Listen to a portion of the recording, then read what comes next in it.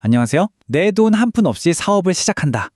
이게 정말 가능할까요? 오늘 바로 우리나라 실제 사례들을 가지고 자본 없이 창업하는 아주 놀라운 방법을 한번 파헤쳐 보겠습니다. 자, 돈 없이 창업한다. 딱 들으면 뭐가 떠오르세요?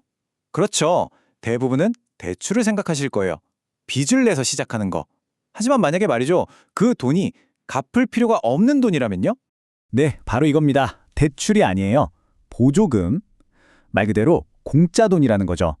정부가 여러분의 사업 성공을 응원하면서 그냥 주는, 다시 회수하지 않는 돈입니다. 진짜 놀랍지 않나요? 그럼 이게 어떻게 가능한 건지 실제 사례로 바로 들어가 보시죠. 자, 첫 번째 사례부터 한번 볼까요?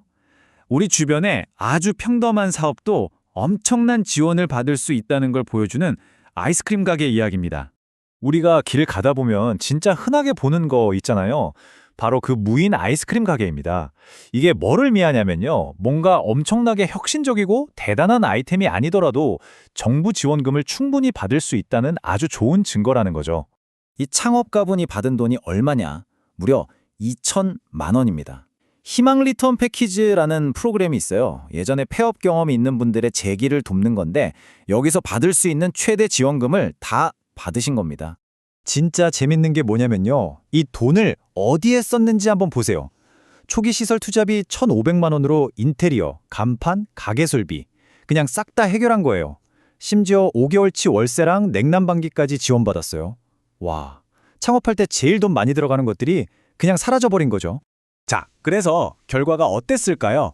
놀랍게도 자기 돈은 단 한 푼도 안 들어갔는데 매달 150만 원씩 꼬박꼬박 순수익이 나는 사업체가 만들어졌습니다. 정부 지원금 모델이 정말로 작동한다는 걸 보여주는 완벽한 사례 아니겠어요? 좋습니다. 그럼 이제 한 단계 더 나아가 볼게요. 지원금을 한 번만 받는 게 아니라 쌓아가는 전략을 보여주는 사례입니다. 바로 파티룸 이야기예요. 대기업 잘 다니시던 워킹맘 한 분이 창업한 키즈 파티룸인데요. 여기서 진짜 중요한 포인트가 있어요. 이분은 가게를 먼저 차린 다음에 지원 사업에 도전했다는 겁니다. 그러니까 이미 사업을 하고 있는 사람도 지원금을 받을 수 있다는 거죠. 첫 번째로 받은 지원금이 바로 2천만 원, 경험형 스마트 마켓이라는 지원 사업이었는데 이걸로 시설비 2,300만 원 중에 거의 대부분을 막은 거죠. 자기 돈은 거의 안 쓴 거나 마찬가지예요. 네, 바로 이게 핵심 전략입니다. 지원금 쌓기. 한 번 받고 끝나는 게 아니라 요건이 맞는 다른 프로그램에 계속해서 신청하고 또 받는 거죠. 그리고 실제로 이분 또 받았습니다. 희망 리턴 패키지의 경영 개선 분야에 또 선정돼서 이번에 1,500만 원을 추가로 확보했어요. 대단하죠? 이 두 번째 돈은요, 전부 다 마케팅에 썼습니다. 이게 보통 초보 사장님들한테는 제일 부담되는 부분이잖아요. 가게 캐릭터를 만들고 홍보물 만들고 사진 나오는 영수증 기계도 드리고 아파트 전단지까지 이걸 다 정부 돈으로 해결한 겁니다. 그런데 말이죠. 이분이 이렇게 지원금을 잘 받을 수 있었던 데에는 숨겨진 비결, 진짜 꿀팁이 하나 있었습니다. 이 부분을 잘 들어보세요. 바로 특별재난지역이라는 제도예요. 이게 뭐냐면 정부가 홍수나 화재 같은 큰 재난을 겪은 지역을 지정해서 특별 지원을 해주는 거거든요. 진짜 기가 막힌 게 뭐냐면 이 파티룸 자체가 피해를 입은 게 아니었어요. 그냥 가게가 있는 그 동네가 홍수 때문에 특별 재난지역으로 지정됐던 거죠. 와, 이 기회를 놓치지 않고 지원 자격을 얻어낸 겁니다. 정말 똑똑하죠? 자, 이제 마지막 세 번째 사례입니다. 이번에는요. 지원금이 어떻게 망해가던 사업을 살려내고 완전히 새로운 사업으로 변신시키는지 보여드릴게요. 제주도에서 식당 하시던 분인데 아시다시피 코로나 때문에 정말 힘드셨대요. 매출이 뚝 떨어져서 폐업 위기까지 갔죠.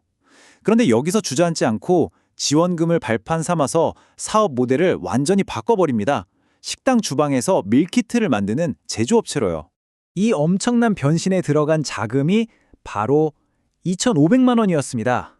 이 돈으로 온라인 판매에 필요한 즉석 판매 제조 가공업 허가도 받고 전자상거래업도 등록할 수 있었던 거죠. 그리고 이 그래프 좀 보세요.